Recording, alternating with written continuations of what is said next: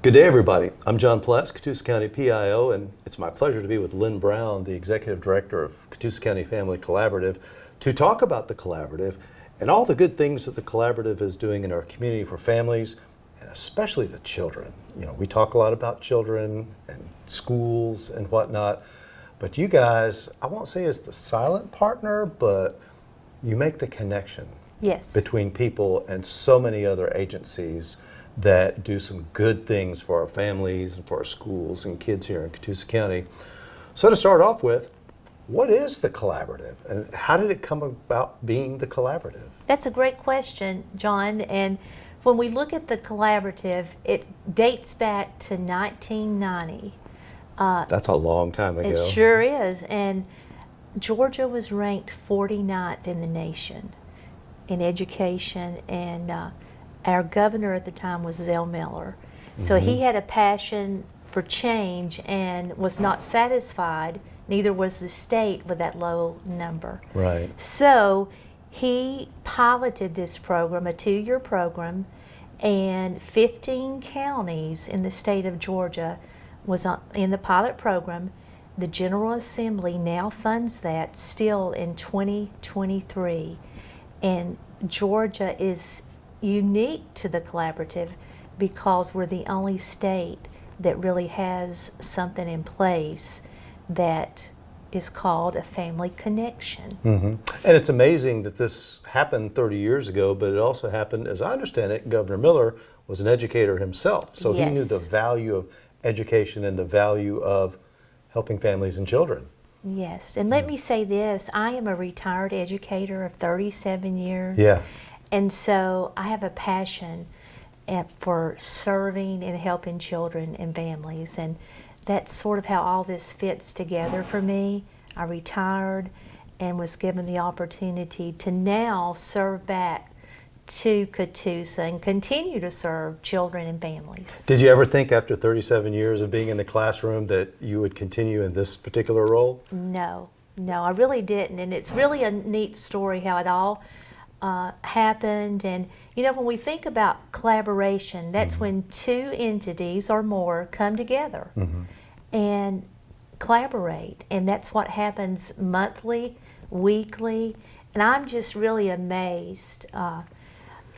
I did know about the Collaborative, but was not actively involved. And it really, since March, since I've been involved, I'm amazed at the power of collaborating. And with so many different agencies, so many different type of organizations, you're connecting them with the people and the families that need it the most? Yes. How that works is we have a monthly meeting the third Thursday of every month. And we have a steering committee, our board, and we come together that morning prior to the Collaborative meeting, and that consists of our sheriff, our superintendent, DFACS, Bridge Health, Communities in Schools, PAT, all the agencies, there's 18, even faith-based agencies. Rockbridge is involved. Yes. All those agencies come together and we look at what's going on in our county, and we also look at Region 1. Catoosa, of course, is part of Region 1, the 14 counties, and we have an agenda that I have to present to the board, and then we go into a Collaborative meeting, which that can exist of just even communities, leaders, but also community citizens that just want to help in the community. Sure. We have a lot of people in Catoosa County that are retired or just want to serve the county, and they're welcome to get on board. And our last meeting last week, we had 5 new members. Some were just stay-at-home people that want to be active in their community. What a great story. Let's just dive right into it, because we talked at the beginning about Georgia being 49th with children, and you talked a moment about, you know, the high level of what you do. But what is the state of children, young people in Catoosa County today? Well, the good news, if we look at the data for Catoosa County, we're really on top. That is good news. It is. It is. And Is it because of this collaboration and these community partners? I think exactly. And our education is at the top. And that's a big shout out to the teachers, the school system, but working with the communities in school, LIFT, Link at the Y, and all those agencies that actively seek how to help children. Also our Catoosa Children's Fund. Yeah. A lot of counties do not have a Catoosa or a fund set Sure. up specifically where you can go and make donations that help pay rent for homeless and provide resources. So Catoosa's really blessed in the fact that we have a community that reaches out to families and supports those. You mentioned homeless. Is that a big deal? Do we have a number of families who are considered homeless and children who are homeless that are attending schools? I just came from a meeting with McKinney-Vento, and that is a big problem. That, being able to support rent for families, where families are displaced, a lot of grandparents are raising children, and that puts That's a burden, especially on people who are, grandparents of that age, to all of a sudden find themselves being caretakers of children again. That's a huge responsibility. Sure is, and that's why these agencies are so important to work together to help provide extra support for those families. Now, you mentioned the state of kids, so we're pretty good overall, even though there are some issues that you touched on, but overall the state of children is good in Catoosa County. Yes, and even if we look at the rankings, that 48% are ranking that was back in 1990, we're at 38 now. Whittling that down, that's now, great. 38's not great, but 38 that's growth. It is growth. So we want to look at growth. And when we look at health and safety of the children in Catoosa County, in our county, 9.4, and we're looking at 3 indicators: low birth, and we're looking at teen births and child abuse. So those are the health issues that we look at. And Catoosa County is in the green, so that's a great Sure. indicator. And our percentages are ranked at 9.4, where the state is at 10.6. So we're right below, and we want to be below. In Better those than numbers. state average. Yes. So family, and if we look at family and economic well-being, Catoosa County has been again blessed with employment, a low unemployment rate, and then we have action plans set in place that provide what our families and children's need. And you touched on teen births, so teenagers having children. Still a big deal? Right now we're at 19.5. Now we are above the state. The state level is 16.5. Have you been able to see why that is? Is it family issues, socioeconomic? When you mentioned some families that are homeless, that are trying to keep their kids in schools, what sort of drives that? I know we keep saying education, but is there something in there that maybe people can be a little bit more conscious of? I think there is, and it goes back to a training I was in last week in Atlanta, Connections Matter, and where children are ACEs, or put adverse childhood events happen in a child's life, whether it be divorce, incarceration of a family member, violence, sexual abuse, abuse. So all those factors, I think,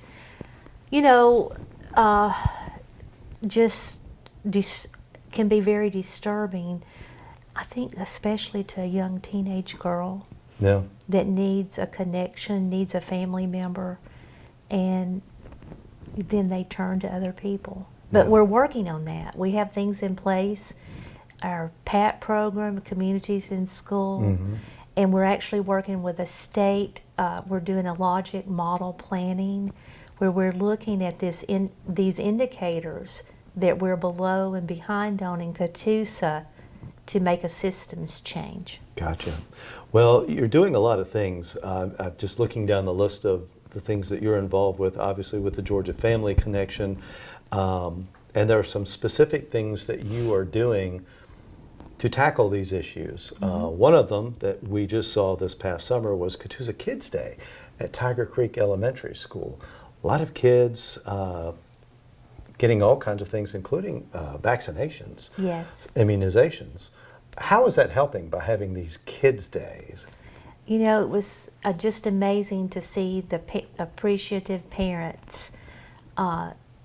Just a haircut. One mom gave a story where she had 5 children, and she said, for me to go get 5 haircuts for back to geez, school, yeah. just the cost. Yeah. In primary health care, Rockbridge, DFACS, all the, again, our partners came together. We served over 455 children that day. That's a lot of kids. So That's a great we're excited to say it next year. It's going to be at the new Career Academy.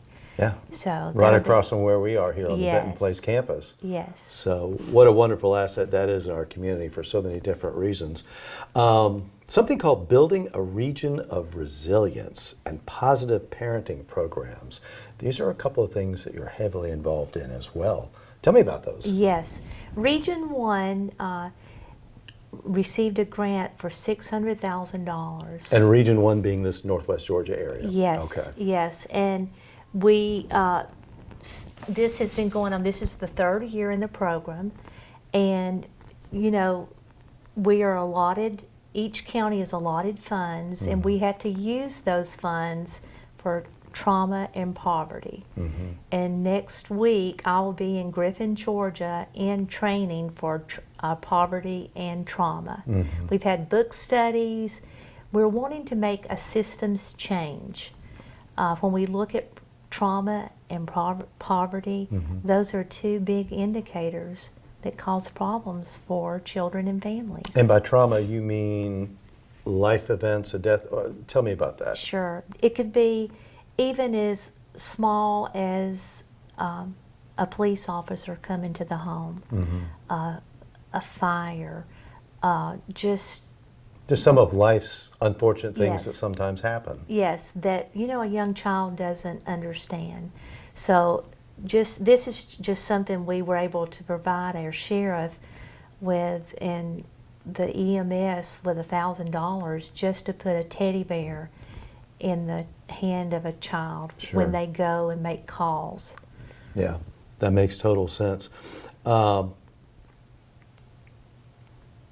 Kids count, all this data, how is that collected? Is it just through all the social agencies that track this? It is, and the Annie E. Casey Foundation is the first started the kids count, and each year data comes down, and we actually look at data and just the data. We're data driven, so where we show weaknesses, we want to show growth. Sure. So we know that we're a data-driven community, state, and nation. Sure.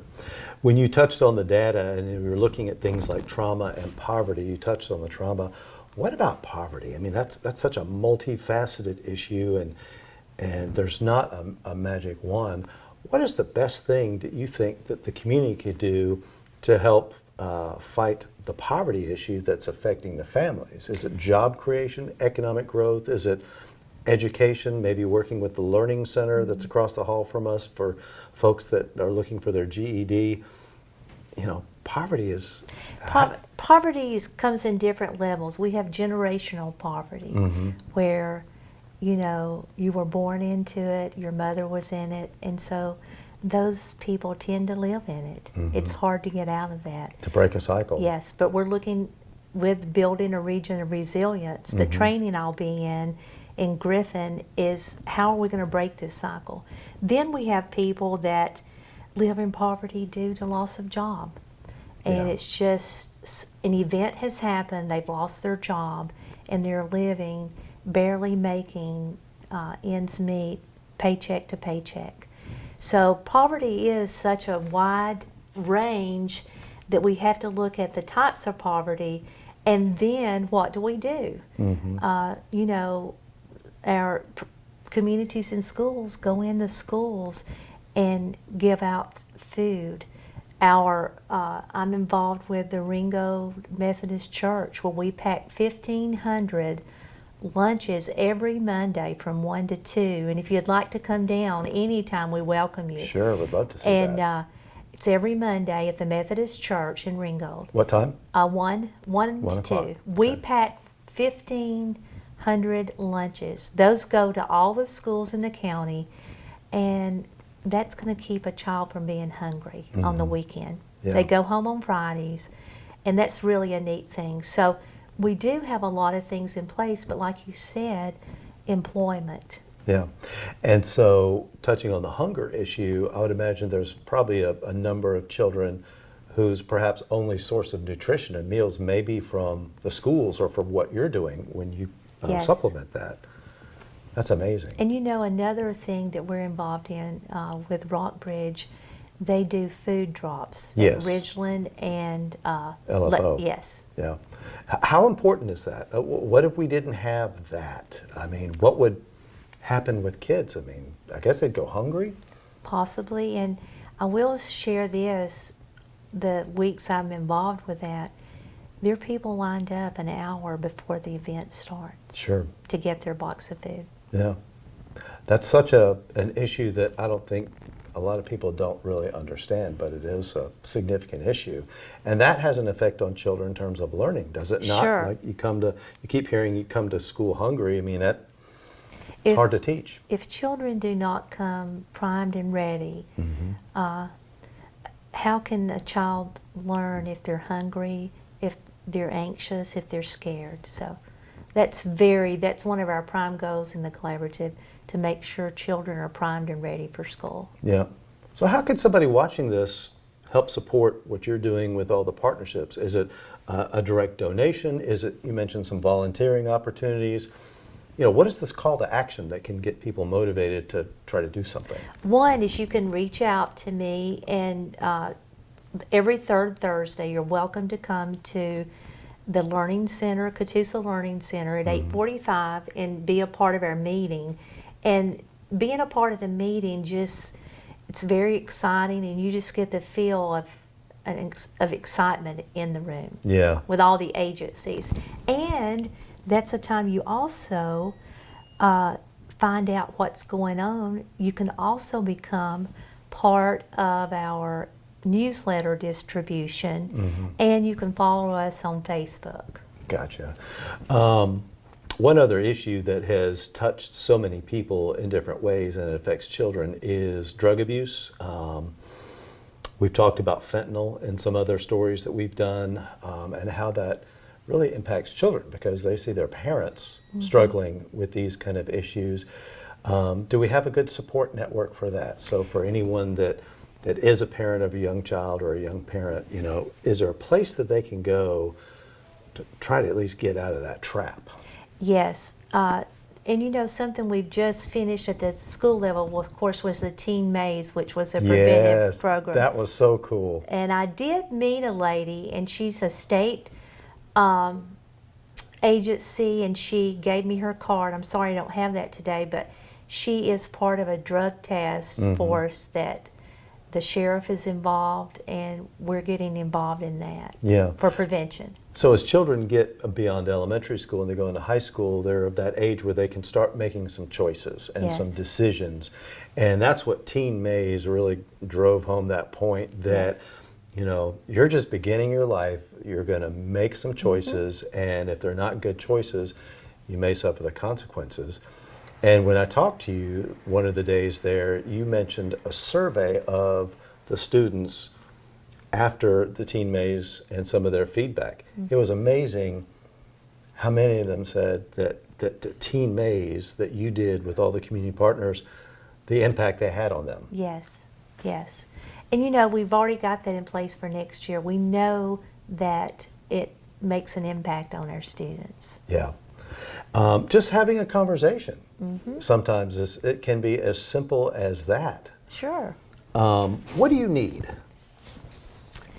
at this point? What kind of support would you need to go forward? Because you mentioned going from 49 to 38, so now I guess, the next play is to go down to 28 and to keep bringing Sure. that down. What's it going to take? I think we've got to continue to have a conversation, just meet at the table with our agencies, families.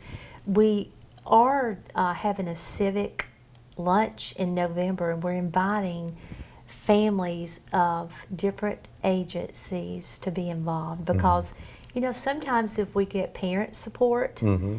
and they become stakeholders in what we're doing, Yeah. we can move a mountain. So that's our plan, is to get parents more involved with decision making and an action plan. Yep. How do people keep track of what you're doing? You have a Facebook page? We have You have social media? Yes, we have a Facebook page and social media, email. Sometimes we'll see things in the paper, and just like today, you interviewing and spreading that out to the community. Mm-hmm. I would like to state our mission, if that's okay. Absolutely. Okay. We would be remiss if we didn't state that, because Okay. that's at the core of what you do. Exactly. All children in Catoosa County will be born or placed in a stable, self-sufficient family and achieve healthy, mature, and productive citizenship. What a great mission. So think about it. I always loved something that Gary Sisk said when he's talking about being in elementary schools. If we go into the schools in kindergarten Mm-hmm. and make a difference there and connect, we're going to change a life, hopefully. Start early. Yes. And maybe we won't need law enforcement in the end. Sure. So we know that prevention and early intervention is key. As a former journalist, one of the things that really took me is when people talk about government and budgets and they kind of fuss over spending, it is a lot cheaper for us as taxpayers and for a community as a whole to invest early. Like you said, the sheriff's making friends with kids early than it is when they're teenagers and young adults. They get incarcerated, they get in trouble. It's a lot more costly to Sure. deal with that issue there, and it can obviously cause more pain and more lives that way.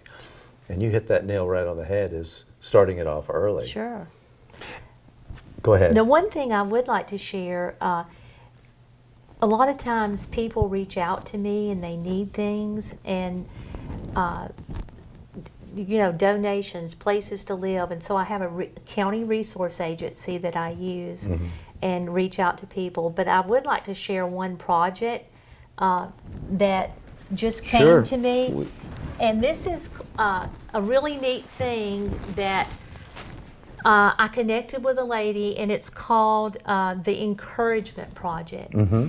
And she left me a voicemail, and I contacted her, and she has hand knitted, her and a group of ladies, over 100 little hats that we're going to be giving to Cool. the senior centers. Yeah.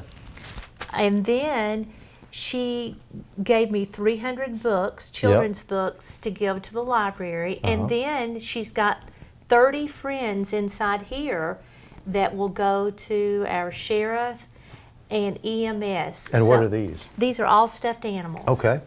And my office is full of treasures she sent. So anytime that you want to be a part and disperse or give items to help people, Mm-hmm. that's part of my job too, is to go out and give those items out and share these. So, and sometimes people even call and they have clothes that they want to give away, and I can get that to Christ Chapel Yes. and those other places in our county. Isn't this amazing? So this is just a person doing this. Someone Sure. just on their own deciding, what can I do, and put my knitting skills or animal stuffing in a bag skills Sure. and do something. That can make such a huge difference. So we've talked about social media. You talked about the meetings coming up. And if anybody needs to just get some more information, because you partner with so many different agencies. Some of them people may not be aware of that are helping. Contact your office here. Sure, they can contact me at catoosacollaborative@gmail.com. Great. Well, I know the Catoosa County Commissioners are proud to support the collaborative, as well as the people in Ringgold and Fort Oglethorpe. And also, thank you so much for what you do. Before we go, you taught for 37 years. You're wearing this hat, relatively new now. What's that like? I mean, wearing this hat now. It's really exciting. I feel like what I do is very important in the community, and I would like to share just something that the power of connecting Sure, and please collaborating. do. Yeah. It says we connect with our partners to the resources they need, and we help coordinate and manage efforts and empower the community, and also help craft local solutions based on local decisions. The best way that we can ensure this is to happen is by collaborating and collecting data and different items to share with our community partners. The Georgia Family Connection has 25 years of experience doing this. So That's some pretty good experience. Sure. A quarter of a century doing this. Sure. Isn't that neat? Yeah. Yeah. Well, you guys do great things. I mean, you and everybody that you work with. Thank you. And thank you. I mean, it would have been so easy for you to spend a lifetime as an educator, 37 years, and retire and maybe, you know, do something more leisurely. But this, I would imagine, takes quite a bit of time too, and effort. My husband is having to adjust. Well said. Well, that says a lot, and that was very well said. So, Lynn Brown, thank you so much. It really is a pleasure, and hopefully we introduced you to people in the community who don't know you already, because a lot of people do, and a lot of people value what you do and respect and appreciate what you do. So thank you so much. And thank you. All right. Thanks, folks, and thanks for joining us. We'll have more from Catoosa County Government coming up on the UCTV Government Hour, as well as on the Catoosa County Government's YouTube channel. We'll see you then.